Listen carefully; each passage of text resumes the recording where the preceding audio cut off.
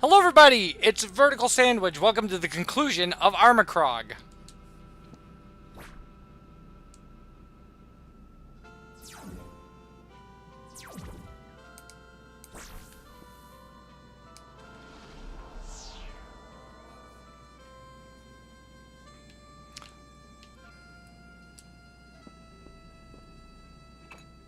Alright, so we need to arrange these crystals in a way that they ascend, I believe.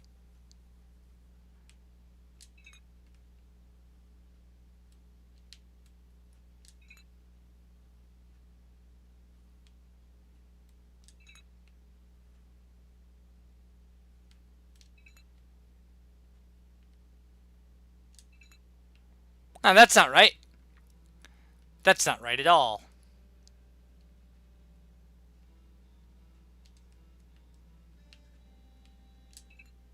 Whoa, that's way not right.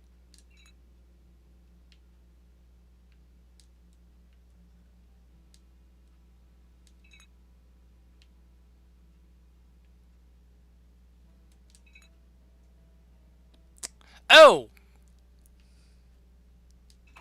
There we go. Forgot that has to be in that spot.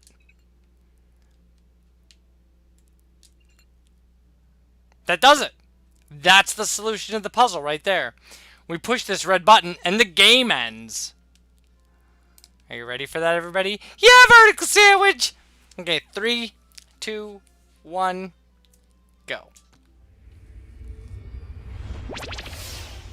Tommyknot, you have saved my daughter with your acts of servitude and honor. P has given you her plutonium crystals, which will provide your planet with power for eternity. Because you have shown yourself to be a true hero, I can now give you what you need to complete your journey. A way home. Activate tower transformation.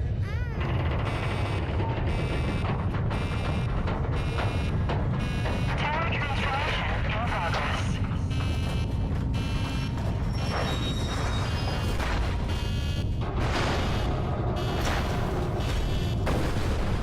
Tower transformation complete. Giant robot mobilized and ready for takeoff. Thank you. Aha! Tommyknot! So you think you're a hero? Just wait till I blast you and that baby back to Fivers Canyon! Huh? What the?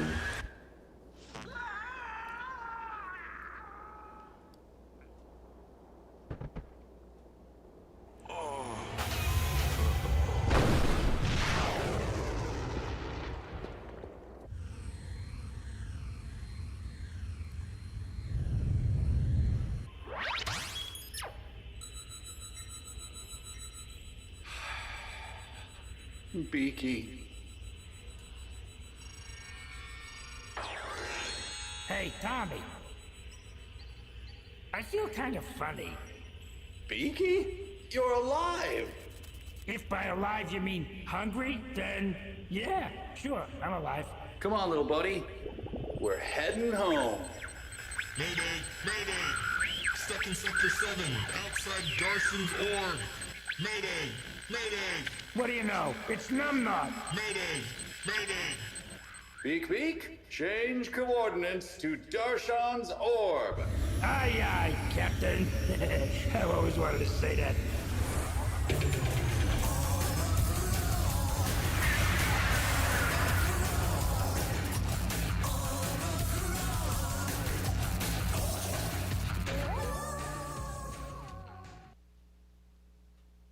So, some of that ending actually may have been inspired by the fact that Tommyknot is voiced by Mike Nelson from Mystery Science Theater 3000, but I'm not sure about that. But, Michael J. Nelson is Tommyknot. I'm not very familiar with any of these other people, but if you're not familiar with Mike Nelson, then you haven't watched Mystery Science Theater 3000. And if you haven't watched Mystery Science Theater 3000, do that, please. Now, That being said, what did I think about this game? Well, first off, it clearly is the spiritual successor, like the little brother, the younger brother of the Neverhood. The Neverhood is dialogue free. There's, I think, one line of dialogue in all of the Neverhood. There's also multiple endings, and the Neverhood is a little more. The puzzles are, because it's sound oriented. The puzzles are a little more challenging, I think. The biggest problem with this game, I mean, aside from that horrible door puzzle, the biggest problem with this game, I thought, was that there wasn't enough of it. Like, the first area and the second area were really involved, but then the third and fourth seemed to have almost nothing to them.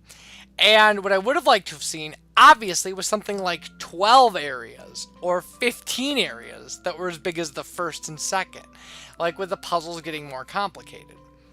I can forgive the things that are problems with a port, right? That, like, you go from PC to PlayStation, and there are some issues with kind of like these mouse control things you're doing with analog sticks.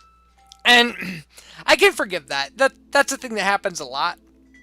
By the way, somewhere in here is somebody whose middle thing here is octarine, which is the color of magic, which is pretty cool. So, oh, Catherine Lem Garner, like the character from Hollow Knight.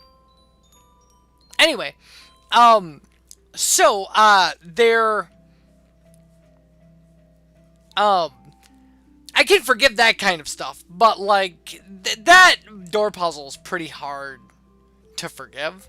It's pretty mean, and didn't come across very well.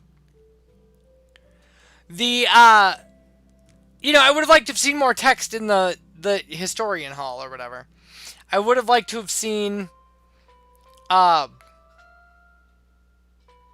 would have liked to have seen just a way bigger game. And I know that this was crowdfunded, and it was made for like under $1 million.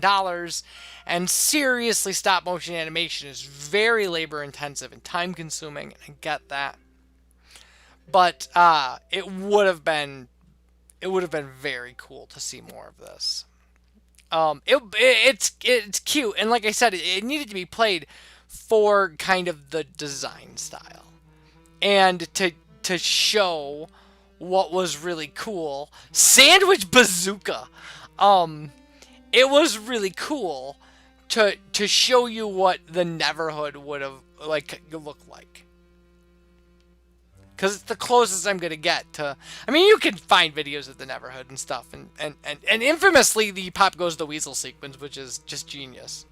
But that game was just genius. This game is, you know, I mean, it's a thing, right? It measured against the standard of the Neverhood. I mean, it falls a little short, but it's cool that this is a thing that got made, and that maybe like it will raise awareness of those. I know that there's been a push by the people who made this. By the way, the people who made this also made Earthworm Jim and probably Skull Monkeys, which was the sequel to Earthworm Jim and got a PS1 release.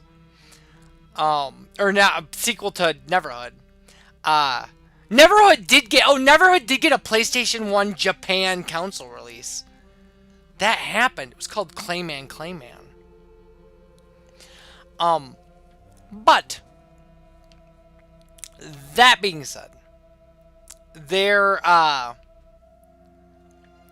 so I mean, like I said, it was fun to see this. It's like it says a lot about the strength of the.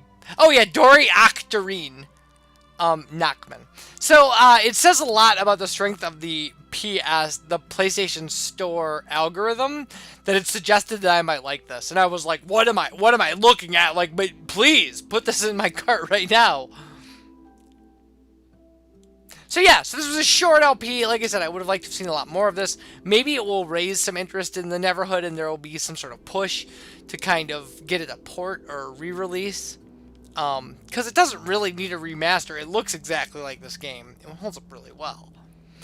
But, that's probably a long shot. It's been a long time. It's been over 20 years since the Neverhood was released. if you can check out the Neverhood, you should. And if you like this, that's really cool. I mean, I liked it. I mean, I didn't hate it. It just, like I said, against the, against the backdrop of a game that was just absolute genius. This game is, is not as great as the Neverhood. But it is cool that this got made, and it is cool that we got to play it. And we're going to look at the trophies, and then we'll be done. And we'll be moving on to something else. Alright, so let's look at the trophies here for Armikrog.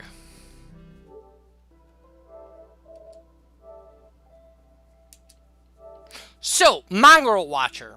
Watch all of the Mongrel window movies. We did that right away. There's 6 of them. Baby Wrangler. Find P. Story related, you can't miss it. Zip Kicker. Activate, enter the first Zip Kicker. Story related, can't miss it. Clue Scholar. Solve the puzzle in the Scaly Room. So that's the one with where we had Ant Lincoln. Astro Sleuth. Solve 5 puzzles. Historian. Read all of the stories in Hall of Heroes. Click each of the 8 panels. Vice President. Solve the Jefferson puzzle. Give him the feather. Blind Visionary. Use Beak Beak to discover the Hall of Heroes names. And that's where that really weird song was going on and stuff. Ghostly Advisor. Use all father statues. So all 4 of them. Robot Builder. Solve the robot puzzle. That's story related. You can't miss it. Mega Astro Sleuth. Solve 10 puzzles. Plutonium Power. Collect all plutonium pieces from P. Debabilizer. Pull lever to activate language translations. Heart Mechanic. Start all 4 engines.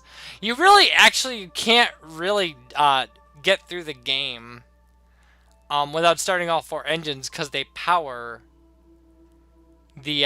oh, maybe you can skip the last one. I will check that out and see if there's a way to skip the debabilizer and this and just solve the game, and if it changes the ending. If it changes the ending, there'll be an additional video. If it does not, there won't. This will be the end. Codebreaker. Solve the council puzzle in Emerald Room. So that's the last puzzle. The Hero. Beat the game. Hot Rodder. Find the Hot Rod Zip Kicker. And the Ultimate Hero. Beat the game having solved all puzzles and find Hot Rod Zip Kicker. Which we did. So, yeah. These are our trophies.